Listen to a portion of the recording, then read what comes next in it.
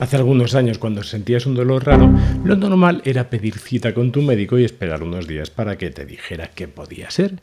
Hoy, nuestro primer médico no está en una consulta, está en una pantalla. Lo conocemos como el Dr. Google, está disponible las 24 horas, no hace falta pedirle cita previa, es gratis y tiene miles de diagnósticos a la velocidad de un clic. El problema es que este doctor tiene un pequeño defecto. Nunca nos dice que estamos bien. Es el peor amigo para alguien con hipocondría porque activa un proceso que, lejos de ayudarle, va a aumentar su incertidumbre y le puede hacer tomar también decisiones muy equivocadas. Un dolor de cabeza podría ser estrés, sí, pero también podría ser un tumor cerebral. Una tos a lo mejor es alergia, pero también puede ser una neumonía y cuanto más buscamos, más nos convencemos de que tenemos lo peor. Es un viejo mecanismo que se ha potenciado con la entrada de las nuevas tecnologías.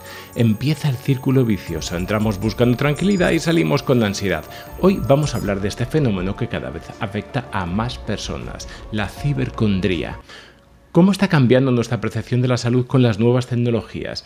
Puede que la desinformación alarmista, que los algoritmos al final que priorizan algunos resultados lleven a autodiagnósticos erróneos y provoquen desconfianza en los médicos?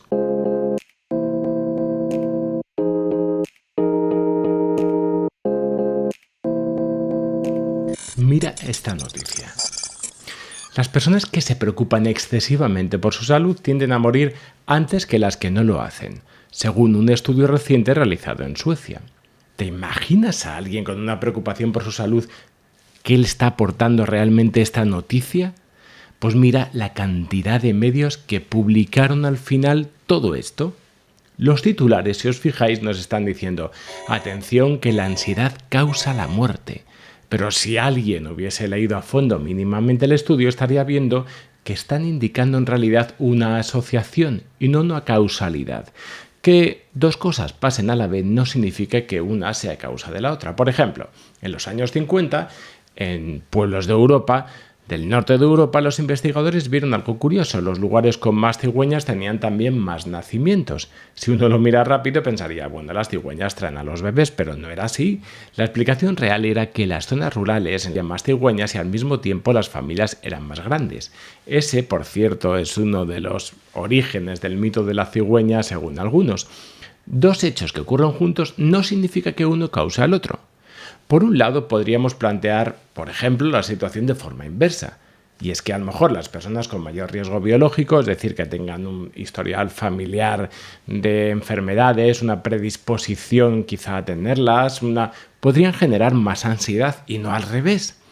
Por otro lado, hay que entender que las personas con ansiedad tienen comportamientos mucho más compulsivos, suelen comer peor, beben y fuman más y son más sedentarios. Por lo tanto, no es la ansiedad sino los comportamientos que solemos generar para tratar de paliar esa ansiedad y que se vuelven en nuestra contra.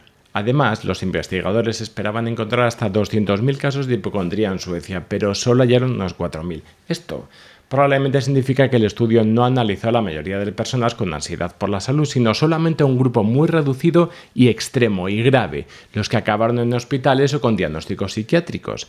Al estudiar solamente a este subgrupo extremo, el riesgo de mortalidad, aparece más alto de lo que realmente sería en la población general, porque estos pacientes suelen tener otros problemas, otras enfermedades o problemas asociados que explican mejor ese aumento de mortalidad que la ansiedad.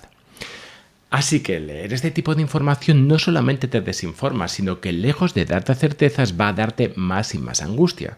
Vamos a tratar de demostrar que lejos de ser tu mejor amigo, el Dr. Google está diseñado precisamente para engancharte y mantenerte leyendo noticias, más que para paliar tu incertidumbre.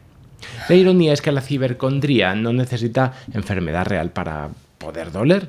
Basta la sospecha para que la respiración se corte y para que la mente se quede atrapada en un ciclo de miedo. En palabras de Kafka, a veces la jaula busca un pájaro. La cibercondría se define como un patrón de búsqueda excesiva y compulsiva de información relacionada con la salud en Internet. Vamos a analizar este patrón porque no solo nos está hablando de un problema psicológico, sino también de un problema social. Quiero decir, no es solo una persona con hipocondría a la que se le han dado anabolizantes. En el sentido de darle anabolizantes es como si a una persona con ludopatía le regalas un bono anual al casino. Es que en este caso Al proporcionar toda esa cantidad de información no filtrada, estamos hablando de que la propia plataforma digital está cambiando las reglas del juego, y es que 7 de cada 10 personas en España buscan sus síntomas en Google antes incluso de pensar en llamar al médico. O sea, es un hábito masivo y, como veremos, con unas consecuencias bastante importantes. Y aquí es donde entramos en el meollo de la cuestión, porque el problema no es la búsqueda en sí, es el círculo vicioso en la que nos mete esa búsqueda. Desengáñate, no puedes hacer que el doctor Google sea tu médico de cabecera. A él no le interesa solo que te informes, le interesa que te quedes. ¿Por qué Internet es tan bueno asustándonos? ¿Por qué siempre terminamos en el peor diagnóstico posible? Pues no es casualidad. Es una tormenta perfecta entre cómo funcionan los algoritmos y cómo funciona nuestra propia mente. Primero, está el sesgo de negatividad de los buscadores. Los algoritmos están diseñados para mostrar lo más llamativo y alarmante, no lo más probable. Si buscas dolor de pecho, lo primero que verás será infarto y no tensión muscular. Segundo, la falta de contexto. Internet no es tu médico, no sabe tu edad, tu historial ni tu estado general. Trata todos los síntomas como si fuesen iguales. Además, está el efecto de bola de nieve. Un síntoma te lleva a otro y a otro más. Cuando te das cuenta, estás leyendo sobre enfermedades rarísimas. Y para rematar, los foros y las redes sociales. Las historias que más circulan son las más dramáticas y eso termina validando nuestras emociones. Un dato de Microsoft Research lo ilustra muy bien. El 40% de las personas que buscan síntomas online acaban convencidas de que tienen algo grave. Esto muestra el poder que tiene esta maquinaria digital para distorsionar nuestra percepción de la realidad. Y aquí conviene diferenciar entre la hipocondría clásica.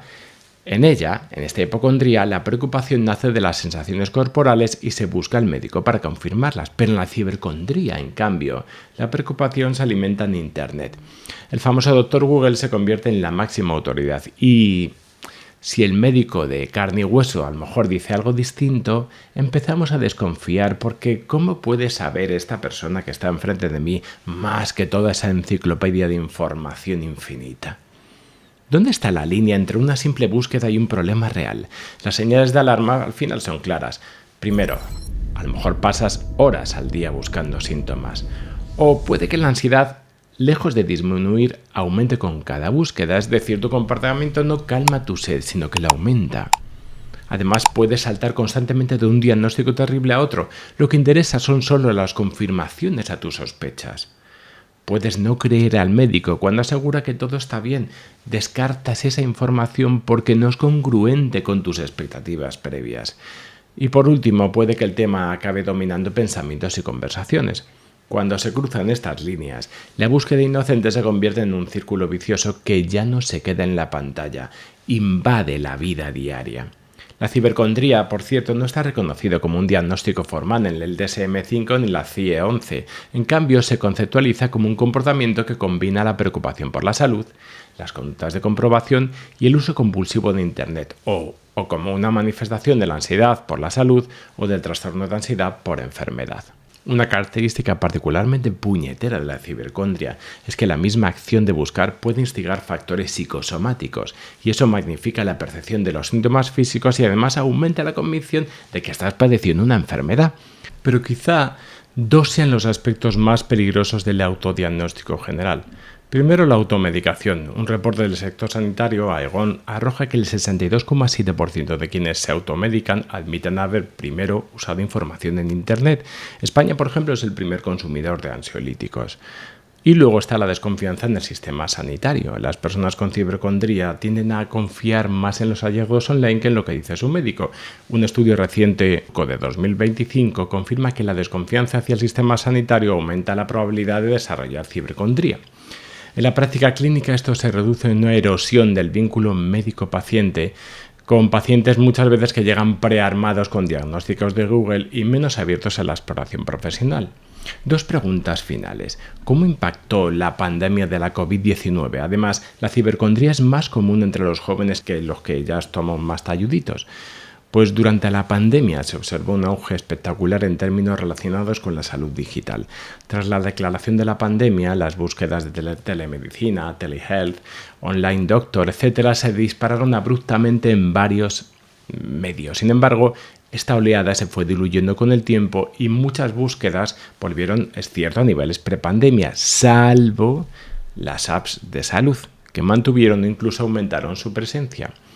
La pandemia aceleró la vida digital y consolidó Internet como eje central en la vida de los adolescentes. Por cierto, hoy vemos sus efectos. Un 33% de los jóvenes de 12 y 16 años tiene riesgo elevado de uso compulsivo de Internet. Y además luego está el fenómeno del FOMO, ese miedo a perderse algo. Y eso se alimenta con una comparación constante y se asocia con más ansiedad y más depresión. Los datos del barómetro juvenil son claros.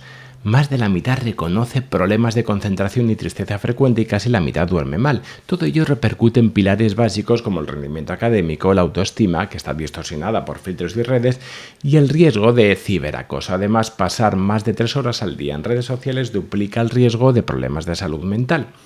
Un estudio de 2020 en estudiantes encontró que los niveles de ansiedad por salud pasaron del 8,67% en 1985 al 15,22% en 2017. Estamos hablando, fijaros, de hace ya unos cuantos años. Un ascenso que parece empujar poco la hipocondría juvenil hacia el podio digital de nuestras peores distracciones.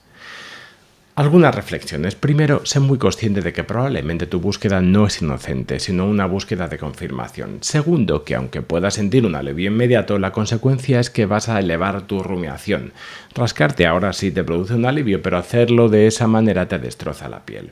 Tercero, es que no todas las fuentes son iguales. Si no puedes evitar de momento la compulsión de búsqueda, al menos hazlo siempre de fuentes fiables. Trata de evitar los foros y las redes sociales como la peste. Eso es el Chernóbil de la hipocondría. No busques un diagnóstico, busca preparar tu visita al médico. Si algo te preocupa, tu médico de cabecera es un profesional preparado. Mira, cuando subes a un avión, tienes que poner tu vida en manos del piloto. Cuando vayas al médico, no eres el único que tiene que escuchar. Tú también tienes que escuchar lo que está diciendo él. Y por último, y no menos importante, si la ansiedad te desborda, busca ayuda profesional. La terapia cognitivo-conductual, por ejemplo, funciona genial para estos casos. Y para terminar, me gustaría dejar una reflexión en el aire. Tener toda esa información al alcance de la mano es un avance increíble, de eso no hay duda, pero como todo poder conlleva una gran responsabilidad y además nos deja una reflexión un poco triste. Así que la próxima vez que sintamos ese impulso de teclear un síntoma en Google, vámonos a esperar un segundo y preguntémonos, ¿esto que estoy haciendo me va a ayudar realmente o me va a asustar más? Porque en la respuesta a esta simple pregunta puede estar el primer paso para recuperar el control de verdad.